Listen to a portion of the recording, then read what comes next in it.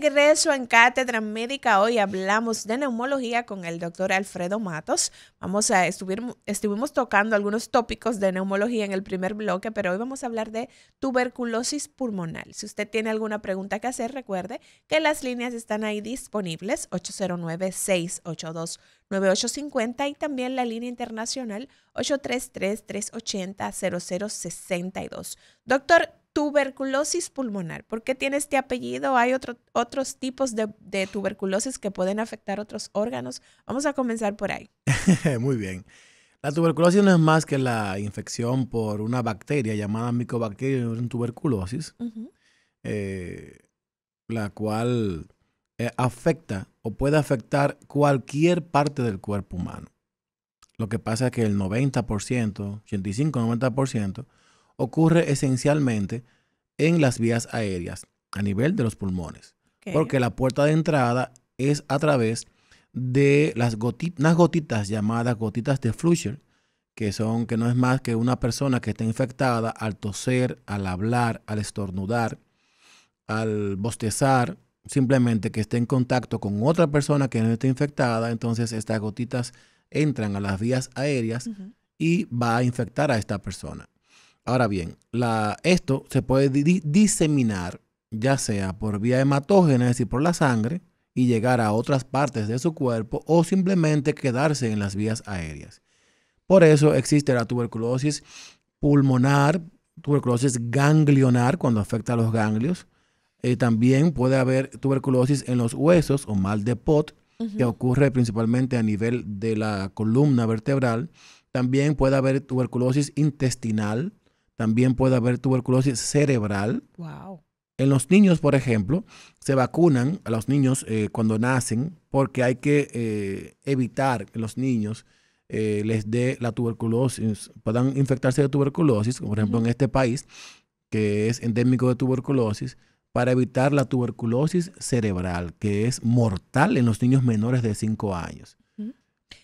Entonces también existe la tuberculosis en la piel. Yo tuve un paciente que tuvo una tuberculosis en el humor acuoso del ojo derecho. En el ojo lo perdió, lamentablemente, un paciente diabético.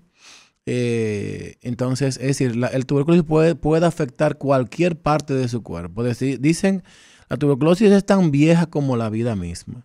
Y se encontraron en momias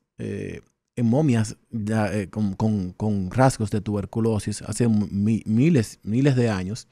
Y que solamente, siempre ha dicho que la tuberculosis solamente respeta el pelo y las uñas. O sea, cualquier otro órgano fuera de ahí. Puede ser así. Y aunque ya se han encontrado estudios que ha habido pacientes que en el pelo, pero todavía no se están por ahí. Pero la tuberculosis lamentablemente es una realidad en República Dominicana, en países como el nuestro, en donde somos países que tenemos 200 años en vía de desarrollo y que lamentablemente situaciones en donde uno cree que pueda venir a disminuir la incidencia de ellas, aparecen otras situaciones que las aumentan de nuevo. Usted sabe que justamente se nos quedó una información de las que teníamos sobre el escritorio que la dejamos a propósito para poder comentarla con usted, que habla de que en el año 2023 la tuberculosis superó al COVID-19 en cuanto al número de personas fallecidas. Entonces se considera que vuelve a ser una enfermedad, la enfermedad infecciosa más mortal. ¿Qué hay de cierto en esto? Sí, es muy cierto. Todavía hace un año, en el 23, pudimos darnos cuenta de que cerca de 1.2 millones de personas fallecieron a causa de la tuberculosis a nivel mundial. En República Dominicana los datos que tenemos es que alrededor de 4.650 personas fueron diagnosticados el año pasado. Con tuberculosis. Con tuberculosis. Es un número bastante alto. Este año vamos por 3.000 y algo, según los datos que se tienen. Lamentablemente existen muchas condiciones que hacen que esto aumente y una de ellas es la coinfección por el VIH. O sea, los pacientes con VIH tienen un mayor riesgo de contagiarse con tuberculosis. Se habla del VIH, de coinfección por VIH porque es lo más que se puede ver. Pero cualquier paciente que pueda tener una deficiencia o un nivel o o una disminución, lo que tiene que ver su sistema de defensa, ¿verdad? Su sistema inmunológico, esto puede propiciar que cualquier tipo de enfermedad pueda atacarnos. Sí, Entonces hay pacientes diabéticos, por ejemplo, pacientes que tienen, pacientes EPOC, que han sido fumadores, pacientes que tienen lupus, pacientes que están en diálisis o hemodiálisis, son propensos, y sobre todo aquellas personas que se encuentran en hacinamientos. Por ejemplo, los de nuestro querido vecino país viven en hacinamiento y esto es algo importante. En cuanto a una persona que viven 30 personas en una casa, esto hace que ciertas enfermedades como la tuberculosis puedan entonces propagarse dentro de la familia y aparezcan, de entre 30 personas, aparezcan 5 o 6 ya contagiados. Claro, es una enfermedad altamente contagiosa, Exactamente. doctor. Entonces, en ese sentido nos gustaría, usted mencionaba, de hecho, cuando hacíamos la introducción, que hablábamos ampliamente de diferentes afecciones pulmonares, usted hablaba de que si usted tiene una gripe que no mejora en 5 o 6 días, si usted comienza a ver que hay sangre en el catarro, pudiera ser tuberculosis. Sí, claro. En ese sentido, nos gustaría ampliar el tema de los síntomas que puede tener un paciente con tuberculosis. Sí. Normalmente en los hospitales, si usted va a un hospital, usted va a encontrar un afiche que dice, si usted tiene tos por más de 15 días, acuda al médico, que puede ser tuberculosis. Es una de las principales manifestaciones que vamos a tener en los pacientes, la tos, una tos persistente con secreciones sanguinolentas, fiebre que puede ser nocturna. Digo puede ser nocturna, es decir, que aparezca en la tarde, en la noche, pero también en medicina 2 más 2 no es 4, no son 4, entonces puede aparecer un paciente que tenga fiebre durante todo el tiempo. Sí. También hay ciertas condiciones de pérdida de peso, postración, debilidad general, pérdida del apetito. Entonces la piel se te pone también fea en estos pacientes, el pelo por igual, pero siempre los síntomas cardinales principales es la tos de más de 15 días, presencia de sangre al toser y la pérdida de peso y la pérdida del apetito. Hay otras condiciones que se pueden dar u otros síntomas que pueden tener el paciente. Muchas veces la tuberculosis nosotros le llamamos la gran simuladora. ¿Por qué, doctor? Porque puede simular otra enfermedad. ¿Se dedica a la política? Sí, claro que sí. ¿Por qué la sangre, Alfredo? ¿Por qué el paciente que el catarro con sangre debemos pensar en tuberculosis? Sí, por la presencia de las cavernas, es decir, ¿La quién? Unas cavernas, unas... ¿Eso es los 3 ojos? No, entonces que ¿En el pulmón? Dentro del pulmón, se destruye. Se destruyen es decir, hay una parte del pulmón que se destruye. Hay una lisis, entonces por eso una destrucción de parte del parénquima pulmonar. Dentro de esa destrucción se hace como un hoyo, un hueco dentro del pulmón. Y dentro de ese hueco, entonces pueden haber vasos sanguíneos. Y esos vasos sanguíneos también están rotos. Sangran y entonces sangra, el paciente va a toser y va a sangrar. No todos los pacientes que tosen con sangre tienen tuberculosis. La gente no se asuste ahora. La principal causa de tos con sangre o hemoptisis, como se le llama, es la bronquitis. Sí. La bronquitis aguda. Es decir, cualquier gripe la palabra bronquitis? Es una inflamación de los bronquios. Una simple inflamación de los bronquios puede hacer que usted tosa, una neumonía, la presencia de bronquiectasia, es decir, que no es más que los bronquios aumentados de tamaño, huecos, en aquellos pacientes que han sido fumadores y que ahí se acumulan secreciones. O hijos de fumadores. O hijos de fumadores o personas que están alrededor. Es decir, hay múltiples causas. De segunda mano, hay múltiples causas que pueden producir catarro con sangre. Es múltiple, pero en nuestro medio tenemos que lamentablemente pensar en una enfermedad endémica como es la tuberculosis todo el tiempo. Siempre hay que hacer radiografía de tórax, siempre hay que investigar contactos con los pacientes. ¿Dónde está usted? ¿Usted tiene familiares que están enfermos en la casa? ¿Alguien tiene una gripe mala? Porque tomo gripe mala, ¿verdad? ¿Alguien tiene una gripe mala? Yo tengo un familiar que hace un año tuvo tuberculosis y estuvo en mi casa. Entonces usted tiene que pensar en eso, una tuberculosis. Como médico tiene que pensar en esa parte. ¿Hay que aislar a las personas con tuberculosis? Es importante aislarlo. ¿Durante todo el tiempo? No. Lo que estábamos hablando hace un momentito, lo que hablamos del hacinamiento. El contacto de persona a persona es lo que hace que usted se pueda contagiar de tuberculosis.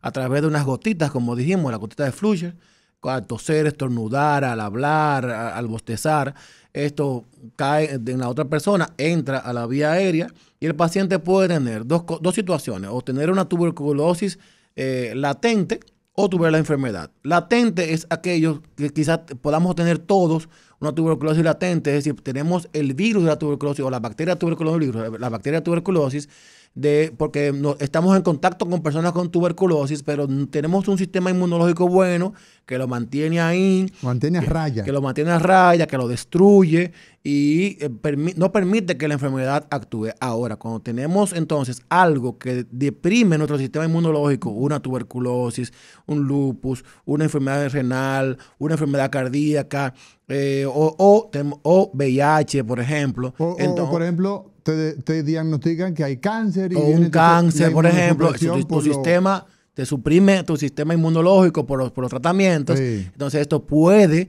activar la tuberculosis y dejar de ser latente y pasar a lo que se llama la enfermedad. Exacto. Entonces, en ese momento, tú decías, para las personas que acaban de sintonizarnos a través de Rumba 98.5, hoy hablamos con el doctor Alfredo Matos, neumólogo, y lo encontramos, recordar, en el Centro Médico UCE, acá en la capital, y en Santo Domingo Este, en el Policlínico Nacional, en los teléfonos LIS 829-995, Liz. 0813. 0813, 995-0813, y en el 829-995-0813, ahí encontramos al doctor Alfredo Matos.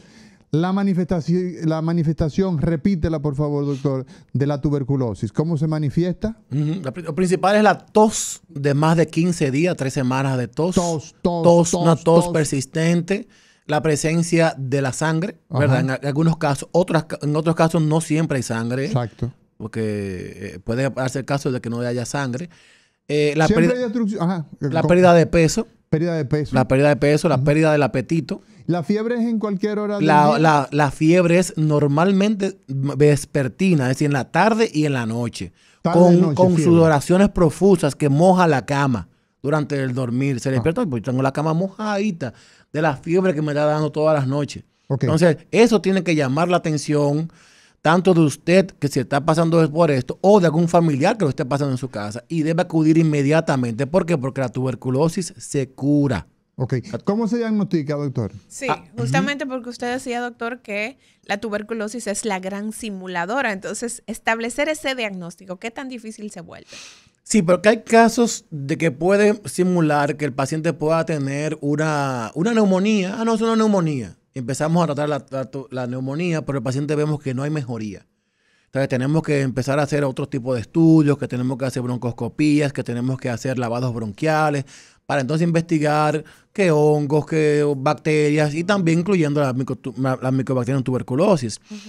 Pero cuando es de libros, un paciente con todos los síntomas que ya hemos mencionado, existen métodos diagnósticos bastante fáciles y que están al alcance de todos. La baciloscopía, la famosa baciloscopía, que ha sido sustituida ahora por el GeneXpert, que es un método diagnóstico molecular. Más moderno. Mucho más moderno. Tenemos ya hace unos años en el país. Ya tenemos GeneXpert prácticamente en todos los hospitales del país, en hospitales grandes de tercer nivel. Este consiste también en el estudio de la saliva matutina, pero tiene la gran ventaja de que nos permite diagnosticar si hay alguna resistencia a uno de los principales medicamentos, que es la rifampicina, que se combate en la tuberculosis. Entonces, es fácil desde el punto de vista, digamos, de medios diagnósticos. Exactamente, sí. Si no tenemos el GeneXpert, tenemos la baciloscopía. ¿El GeneXpert lo tiene? Los hospitales de tercer nivel, prácticamente a nivel nacional, y también lo tienen. Dame 3 nombres de hospitales de tercer nivel. ese nivel. Oh, Padre Villini. Tenemos Padre Villini, tenemos Morgan. Morgan. Bueno, el Morgan. Sí, El Morgan, sí. perdón, el Morgan salió, Liz, no para el doctor, en 18 mil millones y todavía no tenemos posibilidad. Bueno. Pero tenemos ahí el Moscoso Tenemos Puello. Moscoso Puello, tenemos también el Gautier. El Salvador Gautier. En cualquiera de esos hospitales Exactamente, sí, eso, ahí está. Y también tenemos en algunos centros o subcentros, tenemos la vaciloscopía, que hacen el diagnóstico todavía, tú sabes. Exacto. Todavía El hacen mismo diagnóstico. método es, doctor. Sí, la saliva por la mañana, tempranito por la mañana, antes de cepillarse.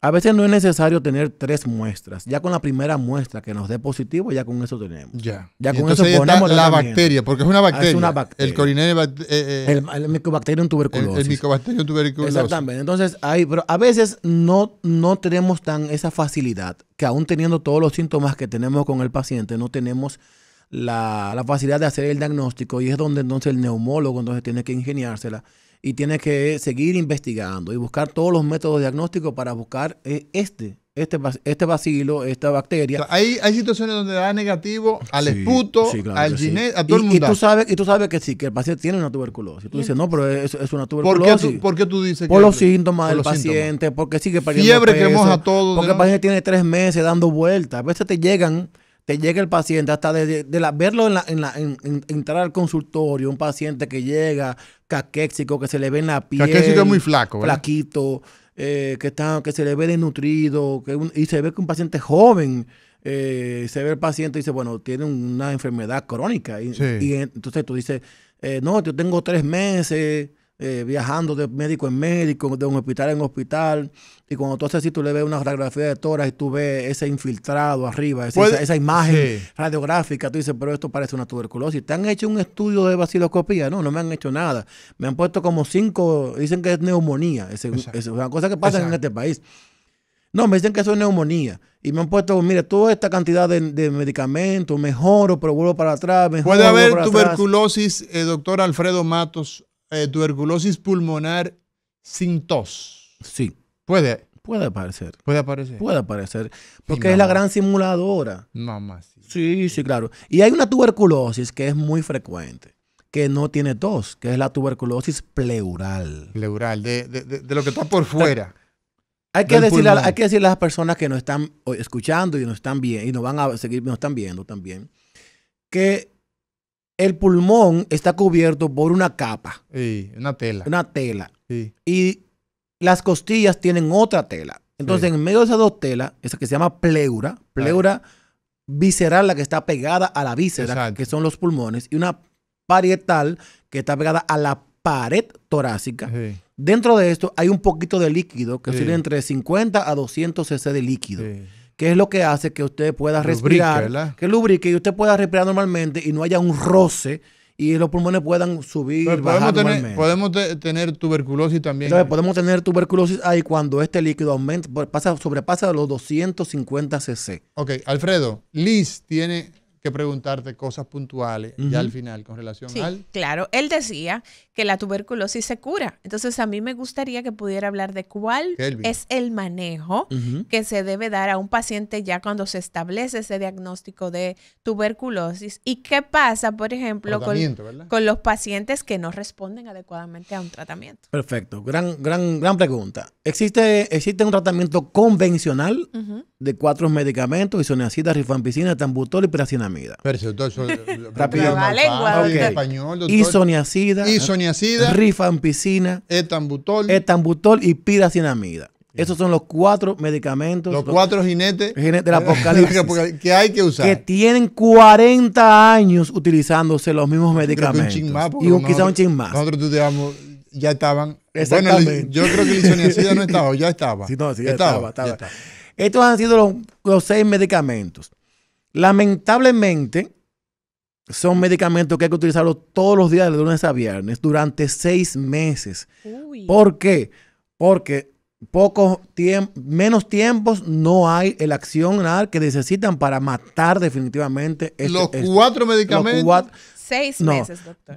Los 4 medicamentos los 2 primeros meses y luego se pasa a 2 medicamentos más, 4 meses más. La gran noticia es que tenemos, se están haciendo estudios y ya próximamente vamos a pasar de 6 meses a 4 meses. Ok, que hay mayor efectividad, para quitarle 2 meses. Para quitarle 2 meses a esto. Pero eso todavía no ha llegado. Todavía se está haciendo, ya se está estableciendo en España.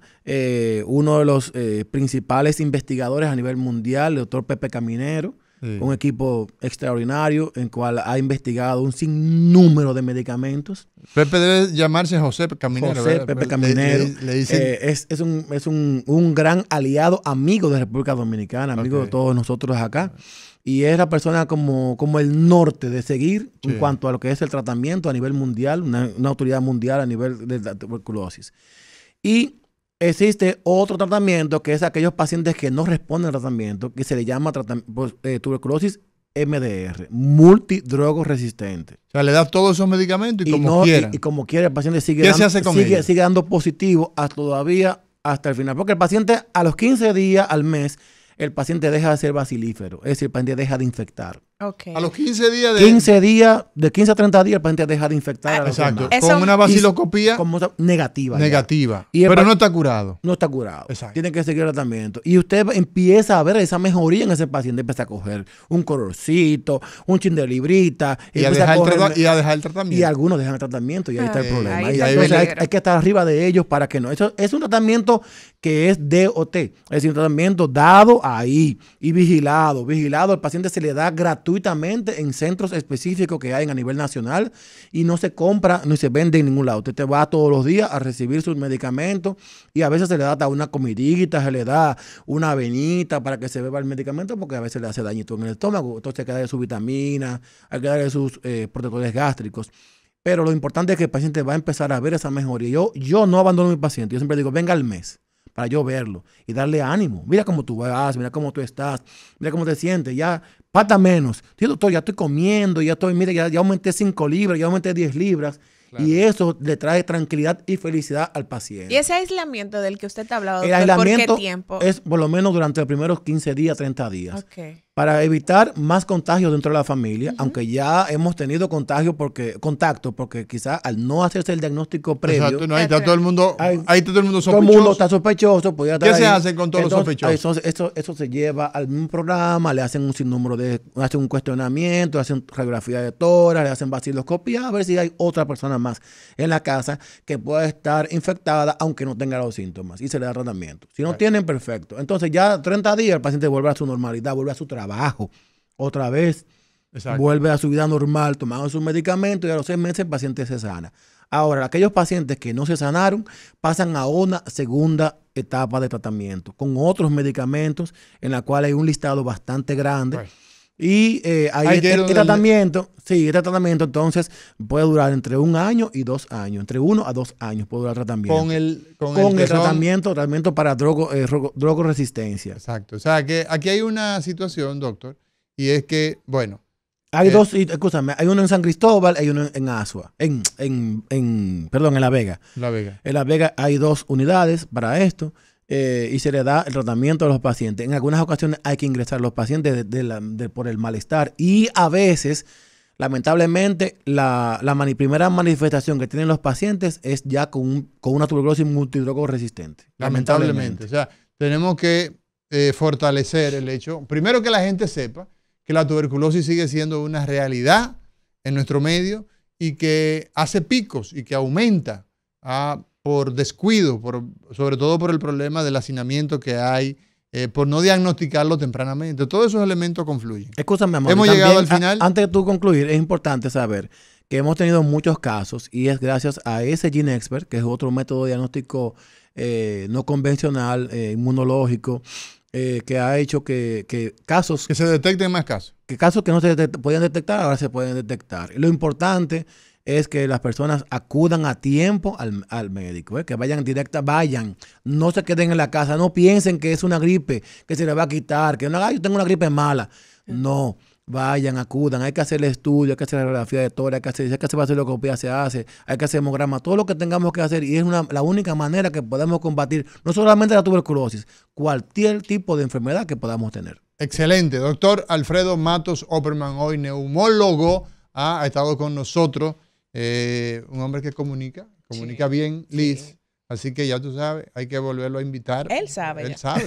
Ya yo lo sé. Lo encontramos, recuerden, en el Centro Policlínico Nacional. Centro Policlínico Nacional, ahí en la zona oriental, Santo Domingo Este.